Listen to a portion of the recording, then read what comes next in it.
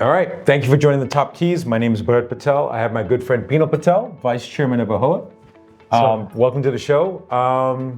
Let's just dive right in. Sure. How did you get involved in this business? I know you're a trained pilot, so why did you choose hospitality? How did you get involved? Yeah, so look, growing up, saw my parents running an independent property in Tennessee, in Nashville. Me and my brother, my brother was born there. I moved there when I was very young, went to school there.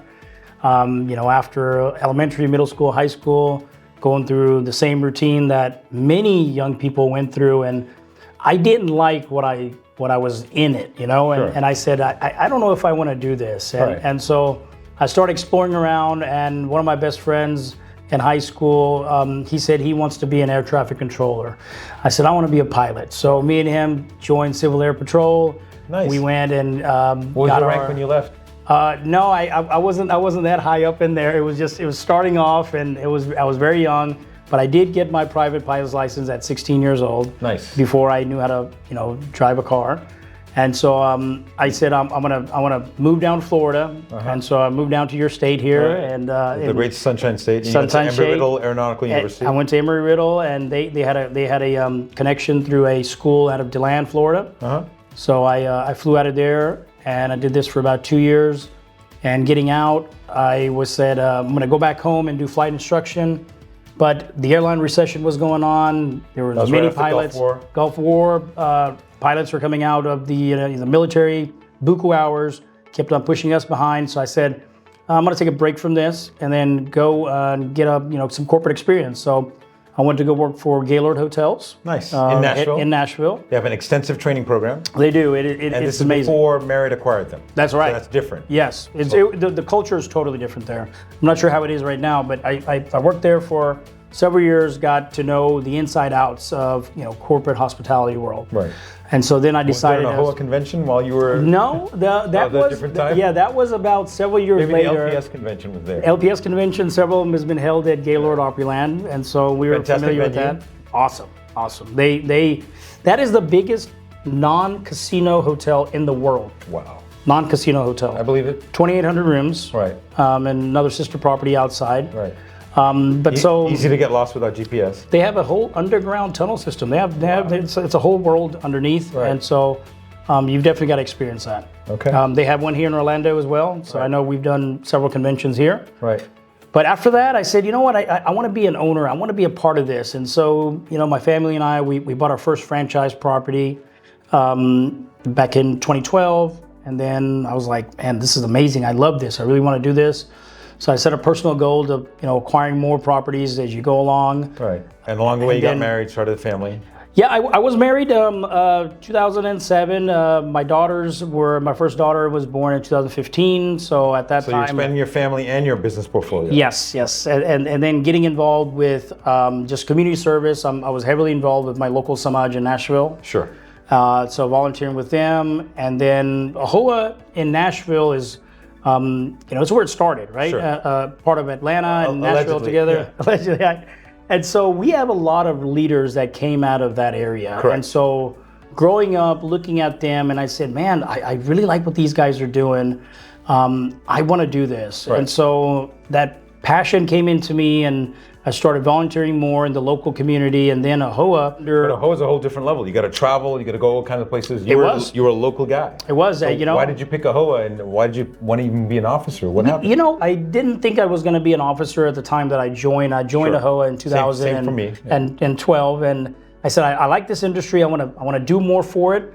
And as I got into it, I said, hey, we could really change this industry and change the way that we're helping our brothers and sisters out and be able to do things differently. Sure. And then I saw it. I said, man, I see AAHOA that's going in a direction, and it's going in a great direction, but there's always going to be some cracks here in between. I said, Sure. I want to go in here and see what I can do differently, Right. to kind of adapt to the younger generation, the new generation that's coming in. So, I got involved as an ambassador. We blew the records that year, a couple of years. And For attendance. For membership Town hall, growth. regional, yeah. Going to advocacy events. And that's what I really got drawn in, is when I went to DC for the Federal Advocacy Conference. I think that's where we first met, I think. In Actually, DC. yeah, you're right. We did meet there. And that really lured me in. Right. And I said, AAHOA is this huge organization. Advocacy is a part of it. And you got education, you got member benefits. All of it come together. I think that this is going to be something even bigger. Right. Now, who was your regional director back then? So when I first started, the regional director back then was Ramesh R.K. Patel. Sure, from Lexington. From Lexington, Kentucky. Right. And then after that, it was Hitesh Patel from Memphis, and then Sunil Patel. Right. I thought he was from Knoxville. Is he not? Sorry, Knoxville. Right. Eastern Tennessee. That's a big deal. Eastern Tennessee. You're from Central. And then you had Sunil, and then you had H.K. Patel. Right. And so looking at all these leaders, and then I came in, I got involved as a director at large. Right. AAHOA It must have been an amazing time when you first got elected. You were like, it is. So much excitement, so much energy in the association. There is a lot that this association brings for a lot of people. It's just unlocking the right doors. Right. And then I never knew that I was going to be an officer until you kind of get into it and you see how everything's working. And you're like, all right, can you be able to make a difference? And I had a good set of mentors. Sure. And thank you for being one of those mentors, Bert, as well, because you have this knowledge, this whole Google database inside your head, and I wish that we have 1/10 of that, know. No, listen, I appreciate your passion too, and look, all of our knowledge is really for nothing if we don't apply it, right? Yeah. So use that for AAHOA. What's going on now? And what do you see? What would you like to see over the next, say, year or two? And you're vice chairman now, so you're getting ready to, put those sneakers on and start running and going everywhere. So, what's your hopes and dreams for the near future for AAHOA? So, look, we are working on a strategic plan right now for the association. It's been several years since we've updated it, but we've got an extensive group of people, like-minded individuals from all across the country that's doing this work for the last couple of months to give us a vision and for that's the next the SPC committee. I think they're meeting right now as we speak. They're meeting right now in Atlanta. We're almost completed with our draft that we're going to present to the board of directors to hopefully adopt at the next board meeting. But what's happening right now in the industry is kind of where we started this association 36 years ago. Right. Comes to insurance, lending. Discrimination in insurance, discrimination in brand franchising, discrimination in lending. That's how we got started in 1989. Yep. And so right now we're kind of back at the crossroads again about lending is easier. It's getting a little tougher in some sense of properties and what type they are, where they are. But insurance is the biggest problem right now that we're going through. And we've been working extensively for the last 3 years, ever since you were vice chairman, that we started working on this initiative. Right. It's a very complex situation, and it's getting tougher, but margins are decreasing from everything. And I remember whenever you were doing your presentations during your chairmanship, you're talking about, margins are decreasing every day. So in our industry, in the hotel industry, margins are decreasing. How can we fix that? I mean, solutions when it comes to insurance, hopefully that's going to be one of them. That's something that we're working on right now. There's a lot of human trafficking lawsuits that are coming around, a lot of insurance policies that don't cover type of things like that. Right. We're working on an insurance program where we're going to have a lot of those exclusions that are going to be included inside of these policies. Right. Human trafficking, bed bugs. So that comes down to, you got to read your policy. And it's hard, so you got to talk to your agent, but also educating your agent. I was in Arkansas, I was in Florida, and we're talking to some people, and when you tell the agent the odds of a poured concrete structure with steel I-beam having any sort of impact, especially when it's not in a flood zone, versus something built with wood frame, or even the newly built hotel, the older hotel that was built in the 90s is going to withstand. Yep. Even if the whole bottom floor is flooded, the concrete structure is going to hold. Right. But the new block cinder structure, and look, I don't think we're failing to educate our insurance companies and also our insurance agents, but they are taking a little bit of advantage of us.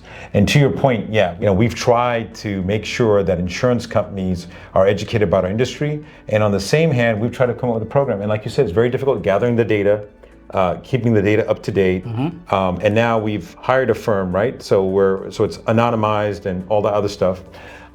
What else is there? So you got the strategic plan, SPC committee, you got the ad hoc insurance committee working on insurance, and it's really a continuation of the last 2 or 3 years, and I'm sure the strategic plan will be. What else is on your plate?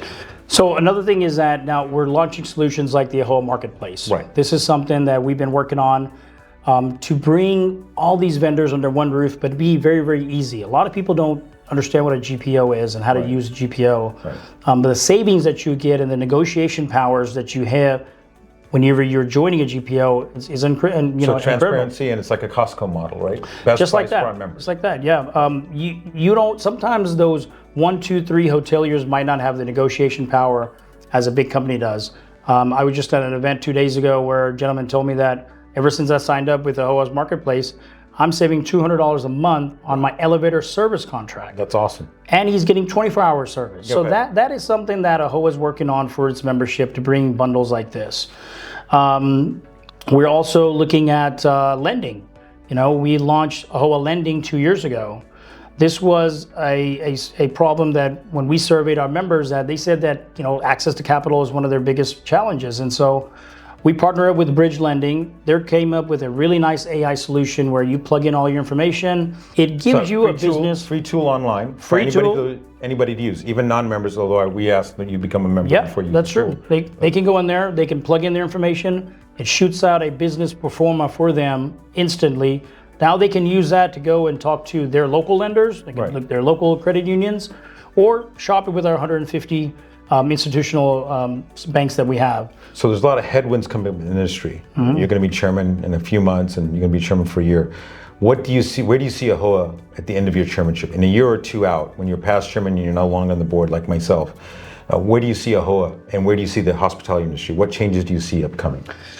Good question. So AAHOA is growing right now. We're growing in our membership. We're going to see more regions come out. We're going to see that we're going to do more events geared towards the youth right now, bringing them kind of back into the industry, that they're exiting out. The young professionals. The young professionals. Maybe they still want to be in the industry, but they want to do something different except run day-to-day operations. So we've got a lot of tools to help them out to navigate their way from college to getting into their first business.